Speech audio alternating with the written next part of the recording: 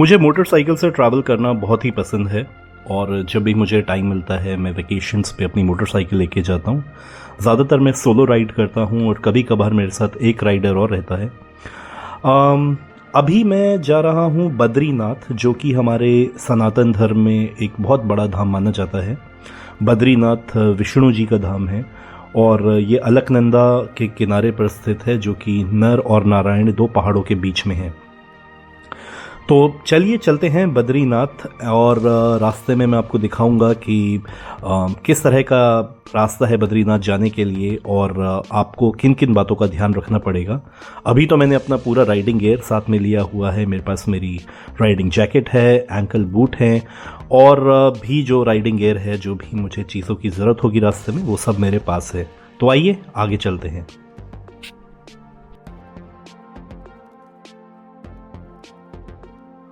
So I was trying to plan for this trip for a very long time and I was not getting some time.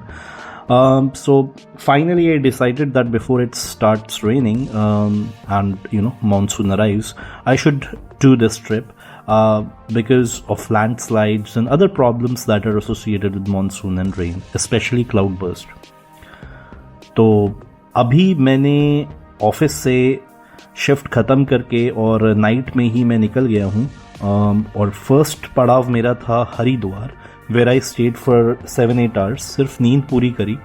रात को 11 बजे मैं निकला दिल्ली से और सुबह 4 बजे तक हम हरिद्वार पहुंच गए थे। मैं और मेरे साथ एक और मेरा फेलो राइडर था और हरिद्वार में हमने एकोमोडेशन ढूंढी और 7 to 8 आवर्स की स्लीप लेकर और खाना खाकर हम आगे निकले।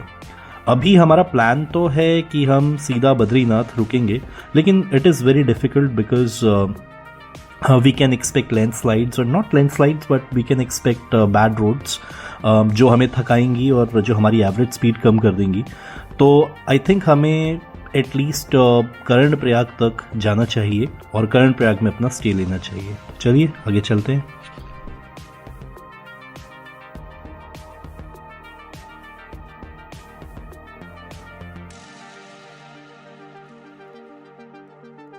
तो अभी मैं पहुंच गया हूं पीपल कोटी और यहाँ से तो अभी काफ़ी दूर जाना है। आज का प्लान है कि एटलीस्ट जोशी मठ तक तो पहुंच जाएं, अगर बद्रीनाथ तक ना पहुंचे तो।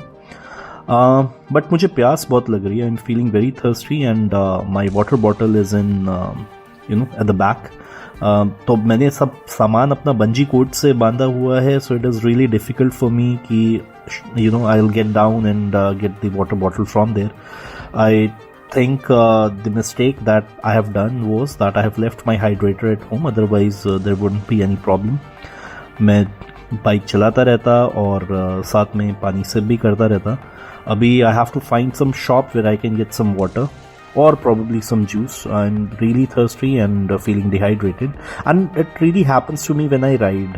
क्योंकि बाहर का जो हार्श क्लाइमेट होता है जब आप मोटरसाइकिल पे जाते हो तो कहीं ना कहीं आपकी बॉडी में वाटर कम होने लग जाता है। जैसे अभी यहाँ पे धूप भी हो रही है और पहाड़ों की धूप बहुत तेज़ होती है। हालांकि ठंडा बहुत है यहाँ पे, हवा बहुत ठंडी चल रही है, बट देन गर्मी भी लग रही है। I can not tell you what kind of experience it is because या तो गर्मी होती है या तो सर्दी होती है, बट यहाँ पे क्या है कि धूप जला रही है और ठंडी हवा बहुत ठंडी लग रही है। I don't know if I am making any sense और not, but this is how it is. And आप रोड देख सकते हो, रोड कितनी ख़राब है। यही रोड्स होती हैं जो थोड़ा मॉनसून आता है और फिर लैंडस्लाइड ऐसी जगहों पर होता है। देखो आप रोड्स की कंडीशन देखो कितनी ख़राब है। और एक्चुअली क्या है कि इस तरफ ज़्यादा सन नहीं आता, तो फिर यहाँ पे जब आइस पड़ती है, स्नो पड़ती है, तो फिर ये ऐसे ही रह जाते हैं, या फिर बारिश पड़ती है तो ये गीले ही रह जाते हैं, मतलब ये सूख नहीं पाते। तो इसीलिए ये थोड़ा सा एक कच्चा रह जाता है और फिर लैंडस्लाइड होती है मॉनसून जब आते हैं। एनीवे धूल भी बहुत उड़ रही है, but I am protected. I have a protective gear, so I am not feeling anything. But then I think road could have been better. This road is really making me feel tired.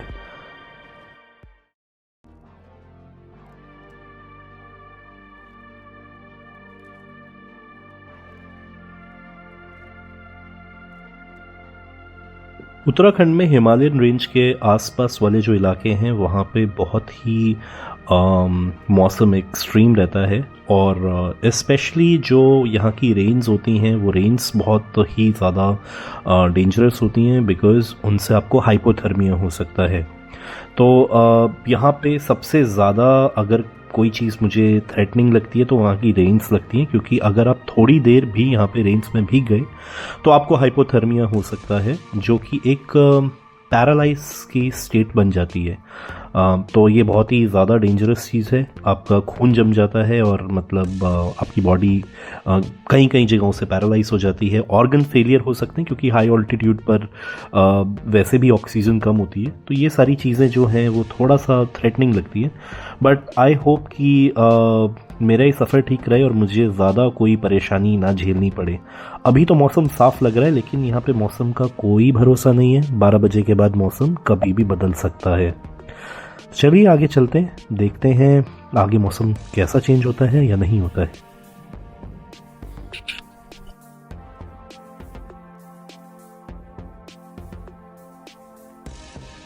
One of the reasons why the local people of mountains do not like mountains much, because mostly they see mountains as a place of livelihood or a place of survival.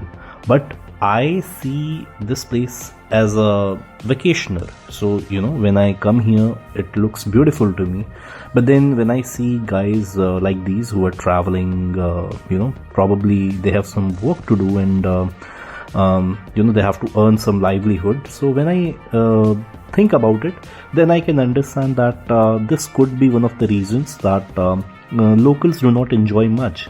Or maybe they do, but generally when you speak to any local, they will always be like कि यहाँ पे क्या लेने आए हो, यहाँ पे क्या है, ऐसा क्या है यहाँ पे, पहाड़ी तो हैं, things like that.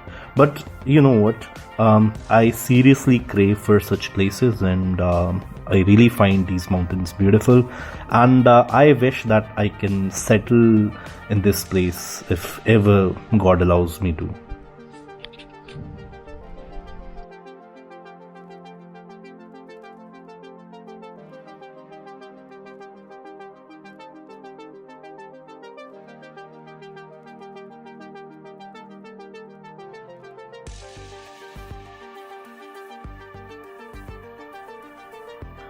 अभी मैं अपनी डेस्टिनेशन से बहुत दूर हूँ और पता नहीं कब तक मोटरसाइकिल चलाते रहना पड़ेगा, बट कुछ ना कुछ माइंड में चलता जा रहा है, कुछ ना कुछ चीज़ें माइंड में आती जा रही हैं और लगता है इन्हीं थॉट्स के पावर से मैं वहाँ पे पहुँच सकता हूँ। क्योंकि अगर मैं अपने आप को डिस्ट्रैक्ट ना करूँ या कुछ और ना सोचूं तो शायद ये जर्नी मुझे बहुत टफ लगने लगे।